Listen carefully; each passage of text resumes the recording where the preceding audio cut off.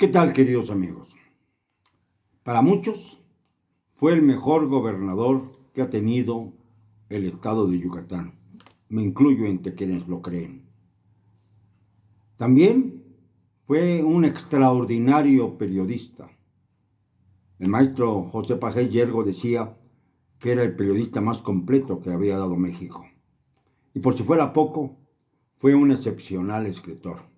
Ya quisiera yo alcanzar el linde de la maravillosa literatura política y también histórica de Carlos Loret de Mola, me dice mi padre. Hoy cumpliría 100 años de edad. No sé si en el camino hubiera muerto por alguna otra causa.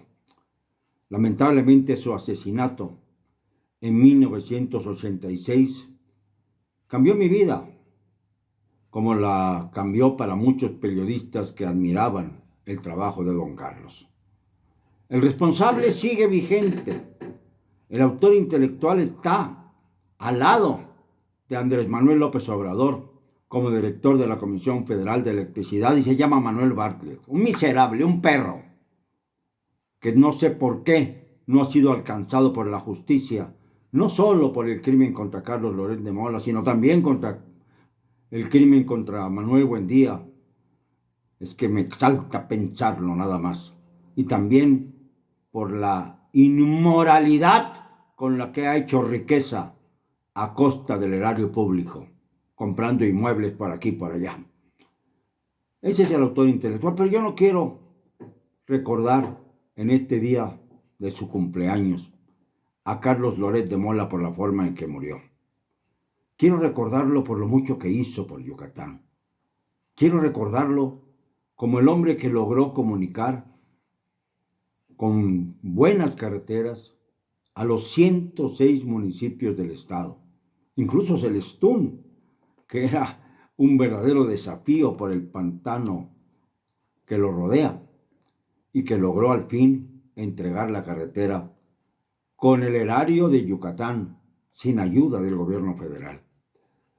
También lo recordaré por la forma en que luchó por los límites territoriales de Yucatán cuando el execrable Echeverría pretendía beneficiar a Quintana Roo, quitándole la franja más productiva que tenía Yucatán, la que arranca desde el llamado punto Put hacia el norte, para dársela a Quintana Roo.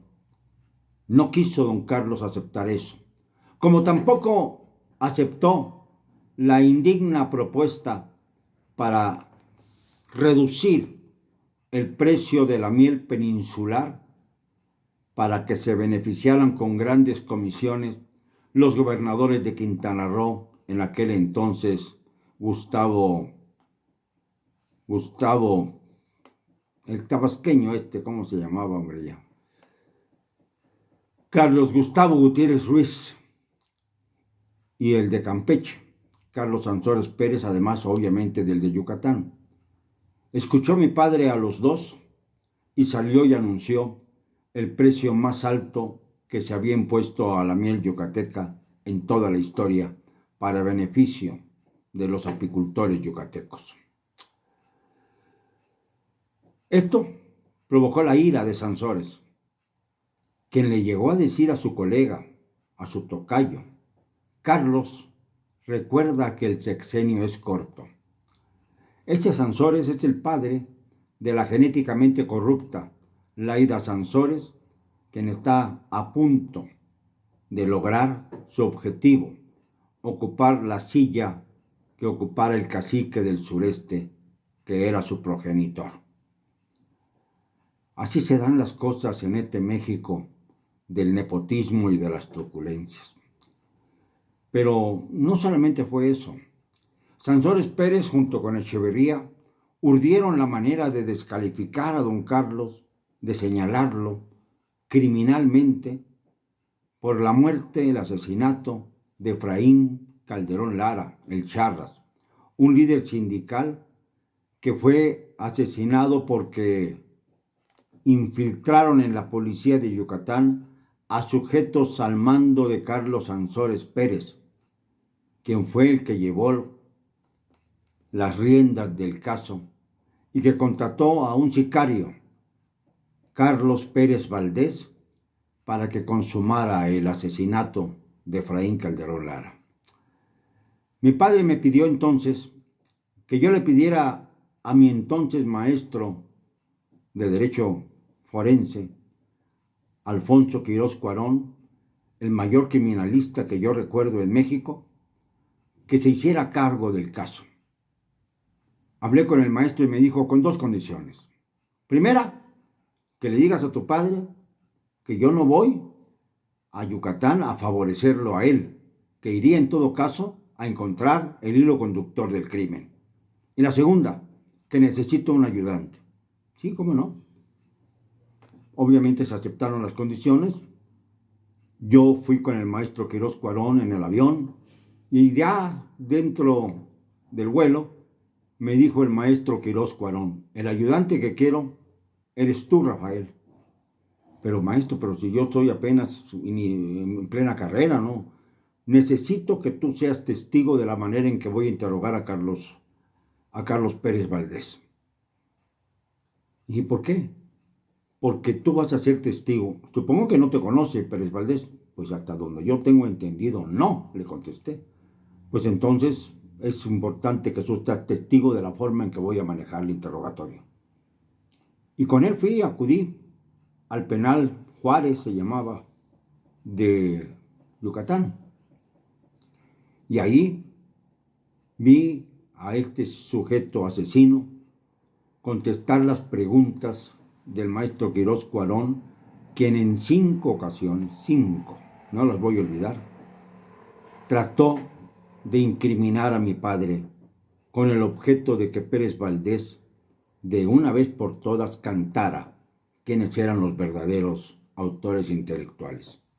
Y en las 5 ocasiones, delante de mí y sin que me conociera, Pérez Valdés negó que mi padre siquiera lo conociera y aceptó que el crimen se había fraguado en la vecina Campeche. Contacto en Campeche porque todos eran campechanos. El líder sindical era campechano, mandado a Yucatán para desestabilizar. Yo lo conocí y lo traté, ya también simpatizaba, porque yo en aquel entonces tenía ideas muy sociales, muy socialistas, digamos así. Ahora que está tan desprestigiado el término, pero así era.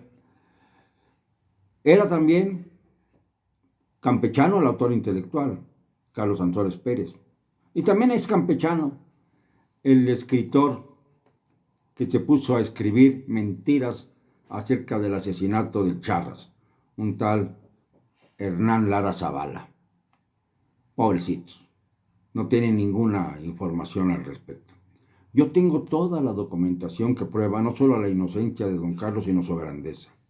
Él quiso presentar su renuncia al entonces secretario de Gobernación, Luis Echeverría, el presidente era Luis Echeverría, y el secretario de Gobernación era Mario Moya Palencia.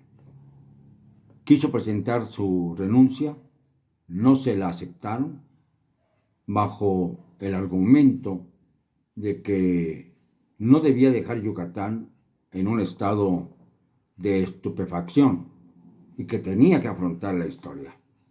Al mismo tiempo, otro sicario de Carlos Ansores Pérez, pero en la política, el execrable ya fallecido Víctor Cervera, se dedicaba a hacer desmanes porque quería desde el ayuntamiento desde el ayuntamiento de Mérida, controlar a Yucatán. Y como ya había sido postulado para diputado federal, y en su lugar quedó un sujeto execrable también, Wilber Chigóngora, no olvido los nombres. Estos querían, a como diera lugar, que el ayuntamiento no pagara una deuda que había contraído con Rodolfo Echeverría Álvarez, hermano de Luis Echeverría, para la pavimentación de las calles de Mérida. 30 millones que nunca se utilizaron.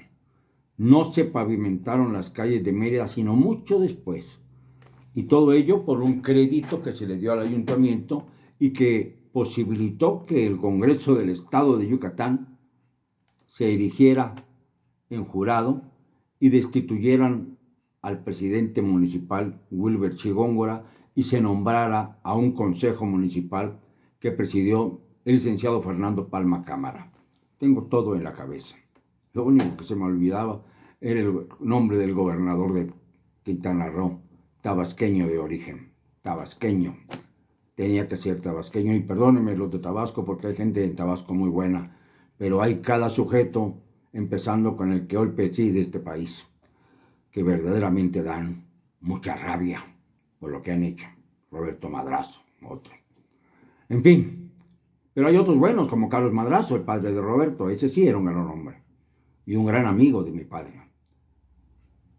Hoy quiero rendir homenaje a un patriota, a un hombre que me formó, al que le debo todo lo que soy, al que le debo que siguiera su senda, al que me dio su sangre que llevo con orgullo y que espero transmitir con la misma limpieza con la que mi padre me dijo un día: acuérdate que los políticos no pueden poseer ranchos, porque sería un agravio para todos aquellos campesinos que creen en ellos.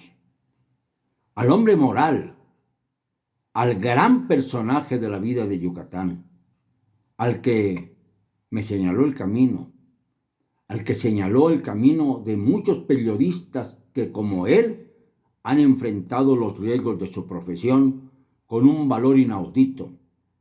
A todos los periodistas asesinados por el régimen de oprobio que ha vivido en nuestro país y que no ha terminado con Andrés Manuel López Obrador, sino que se ha ido agravando. A todos ellos rindo homenaje, un homenaje conmovido con motivo del centenario de un hombre que para mí será siempre inolvidable, Carlos Loret de Mola, que fue todo lo que puede ser un hombre libre y limpio, que enfrentó cacicazgos como el de Gonzalo N. Santos en San Luis Potosí, como el de Sansores en el sureste, como tantos otros, que escribió libros luminosos como Confesiones de un gobernador, Los caciques, Los últimos 91 días de López Portillo, de Echeverría, perdón. Luego ya vendría toda la secuela en la época de López Portillo.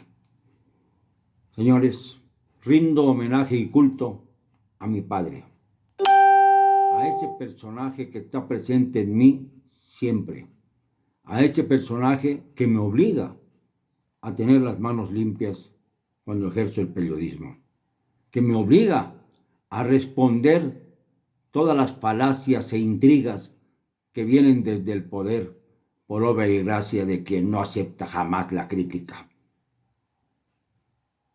Lo homenajeo porque es mi ejemplo, porque es el ejemplo para muchos periodistas mexicanos y porque todos los periodistas de este país le deben, por lo menos, un recuerdo a un hombre tan grande como Carlos Loret de Mola. Carlos Loret de Mola Mediz, para no confundirlo con su nieto Carlos Loret de Mola Álvarez, quien también ha sufrido los embates del poder y que los dos Carlos, me llenan de orgullo. Yo, Rafael, quedé en medio de ambos personajes, pero así ha querido la historia y me siento, la verdad te lo digo, profundamente orgulloso de llevar su sangre, la sangre de don Carlos, la sangre de Carlos. Me llega profundamente el hecho de que estemos formando una dinastía que no se arredra ante los desafíos y las hipocresías del poder. Rindo homenaje a mi padre y lo rindo de todo corazón, por México, por Yucatán, por todo el continente. Lo siento, nunca podrán callarme. Y lo digo con cero cobardía.